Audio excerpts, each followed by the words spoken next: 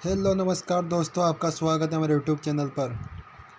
तो आज हम हिंदी शिक्षण विधियों के महत्वपूर्ण क्वेश्चन आंसर करने जा रहे हैं जो आपकी परीक्षाओं के लिए महत्वपूर्ण है। तो वीडियो अंत तक देखते रहे।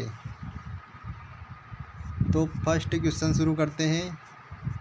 रेखीय अभिक्रमित अनुदेशन में पदों की प्रकृति के आधार पर कितने भागों में बांटा जा सकता है? रेखीय अभिक्रमित अनुदेशन को पदों की प्रकृति के आधार पर कितने भागों में बांटा जा सकता है? 6, 3, 4, 5। तो इसका राइट आंसर क्या होगा?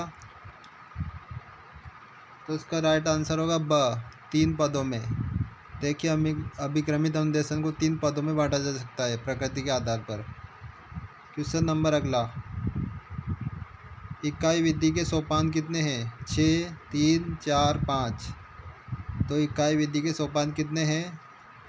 तो इसका राइट आंसर होगा 6। इकाई विधि के 6 सोपान होते हैं। क्वेश्चन नंबर अगला, इकाई किसी समस्या योजना से संबंध जोड़ने वाली क्रियाओं की समग्रता या एकता को प्रकट करती है। इकाई विधि की यह परिभाषा किसने दी है? पार्कर ने, हेनरी हेरप ने, थॉमस एम रिस्क ने या मॉरिसन ने? तो इसका राइट आंसर क्या होगा दोस्तों? कि इकाई विधि किसी समस्या या योजना से संबंध जोड़ने वाली क्रियाओं की समग्रता या एकता को प्रकट करती है। इकाई विधि की परिभाषा किसने दी है? तो इसका राइट आंसर होगा स, Thomas M Risk. Thomas M Risk ने यह परिभाषा दी है।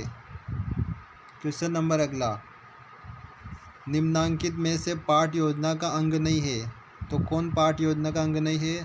सामान्य उद्देश्य, विशिष्ट उद्देश्य, सहायक सामग्री या जांच करना?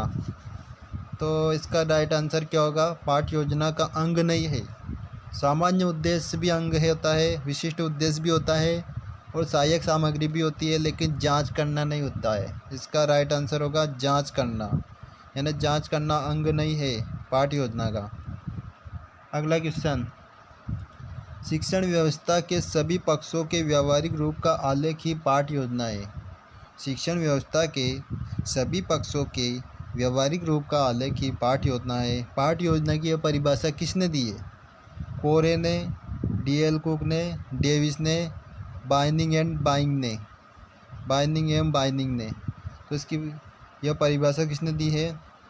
शिक्षण व्यवस्था के सभी पक्षों के व्यवहारिक रूप का आलेख यह पाठ योजना दी है। तो इसका राइट आंसर होगा डेविस। डेविस ने यह परिभाषा दी है। इसका आंसर होगा स। क्वेश्चन नंबर अगला, हर्बर्ट की पंचपदी प्रणाली।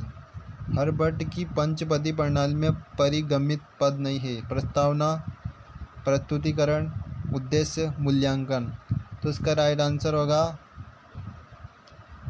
मूल्यांकन। ये परिगमित पद नहीं है। प्रस्तुतिकरण भी होता है, प्रस्तावना भी होता है और उद्देश्य भी होता है। तो इसका राइट आंसर होगा मूल्यांकन। हर्बर्ट की पंचपदी प्रणाली में परिगमित पद नहीं है, मूल्यांकन नहीं होता है। इसका अगला क्वेश्चन देखते हैं। राष्ट्रीय शैक्षिक अनुसंधान एवं प्रशिक्षण संस्थान तथा उच्च शिक्षा संस्थान द्वारा पाठ योजना के नवीन उपागम प्रस्तुत किए गए हैं। किस सन में प्रस्तुत किए गए हैं? 1960 में, 1961 में, 1964 में या 1968 में? तो इसका राइट आंसर होगा 1961। नवीन उपागम 1961 में प्रस्तुत किए गए हैं।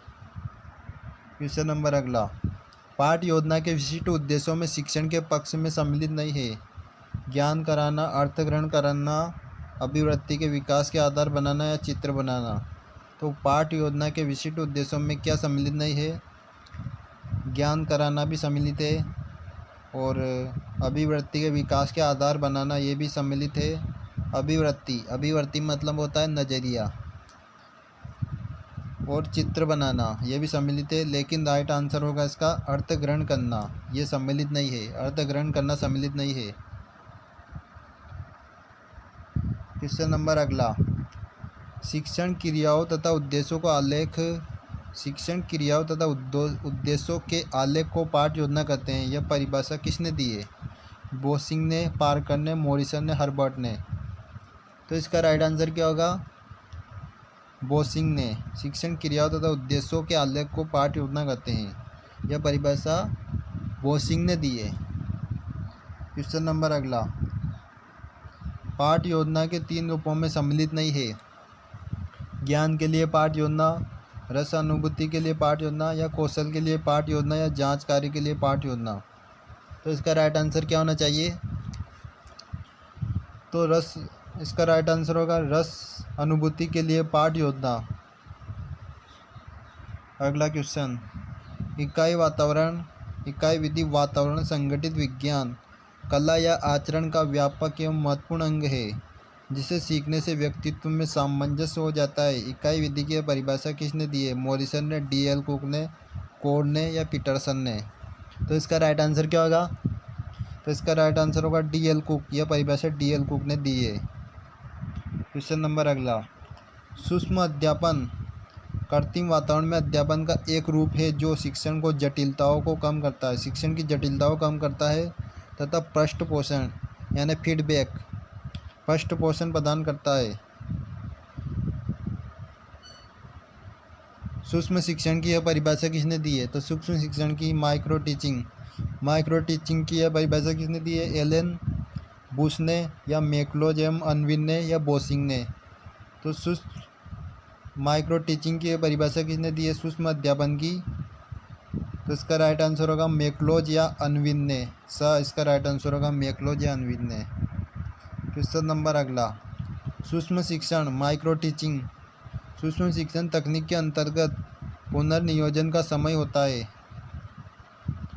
प्री प्लानिंग का समय क्या होता है? 5 से 10 मिनट, अधिकतम 5 मिनट, 10 से 15 मिनट, या 20 से 15 मिनट, 20 से 25 मिनट। तो इसका राइट आंसर होगा 10 से 15 मिनट। 10 से 15 मिनट का राइट आंसर होगा। अब आगे देखते हैं, गद्य की मुख्य विधा क्या है? गद्य की मुख्य विधा क्या है? निबंध, नाटक, कहानी, उपयुक्त सभी। तो इसका राइट आंसर क्या होगा? यदि आपका राइट आंसर द उपयुक्त सभी है तो आपका आंसर गलत है। तो इसका राइट आंसर होगा निबंध। गद्य की मुख्य विधा निबंध होती है। आगे देखते हैं, गद्य की कसौटी किसे कहा जाता है? नाटक को, कहानी को, निबंध को, उपरोक्त सभी। तो इसका राइट आंसर क्या होगा? इसका राइट आंसर होगा निबंध। गद्य की कसौटी किसे कहा जाता है? निबंध को कहा जाता है। गद्य शिक्षण का मूल उद्देश्य क्या है? भाषा ज्ञान, सामान्य ज्ञान, चरित्र निर्माण, इनमें से कोई नहीं। तो गद्य शिक्षण का मूल उद्देश्य क्या है? तो इसका राइट आंसर होगा भाषा ज्ञान। भाषा ज्ञान गद्य शिक्षण का मूल उद्देश्य होता है। गद्य पाठों के शिक्षण लक्ष्य निश्चित करते समय किन बातों का ध्यान रखना चाहिए? प्राप्य समय, भाषा शिक्षण के उद्देश्य, शिक्षार्थियों की क्षमता, या इन सभी का। तो गद्य के शिक्षण लक्ष्य निश्चित, तो इसका राइट आंसर क्या होगा? द। इसका राइट आंसर होगा इन सभी। प्राप्य समय का भी होता है, भाषा शिक्षण के उद्देश्य भी होता है, शिक्षार्थियों की क्षमता का भी। तो राइट आंसर होगा द। गद्य पाठों के मौखिक पठन का मुख्य तत्व क्या है? बालाघात, स्पष्ट अक्षर उच्चारण, शुद्ध शब्द उच्चारण, या उपरोक्त सभी। तो इसका राइट आंसर होगा द, उपरोक्त सभी। गद्य की नाटक विधा का प्राण तत्व क्या है? पात्र, संवाद, कथा वस्तु, उपयुक्त सभी। तो इसका राइट आंसर होगा उपयुक्त सभी। नाटक शिक्षा का मुख्य उद्देश्य क्या होता है? मानव जीवन की वास्तविकता से परिचित कराना, अवसर अनुकूल शब्दावली का ज्ञान कराना, या शब्द सूक्ति एवं लोकोक्तियों का ज्ञान कराना, या उपयुक्त सभी। तो इसका राइट आंसर क्या होगा? इसका राइट आंसर आप कमेंट बॉक्स में कमेंट करें। तो आपको ये वीडियो कैसा लगा? Thanks for watching.